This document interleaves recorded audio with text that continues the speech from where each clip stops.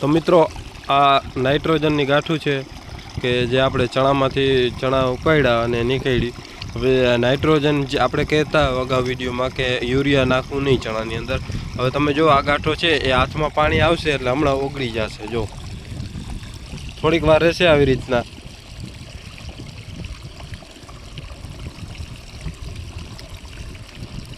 આપણે યુરિયાની સ્પીડ હોય આટલી સ્પીડમાં ના ઓગળે, પણ તમે જોજો આ હમણાં ઓગળી જશે.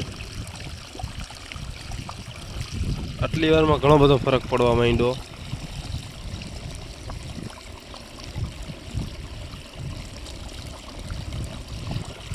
આપણે અહીંયા જ રાખીએ પછી જોઈએ કેટલી વારમાં ઓગળી જાય.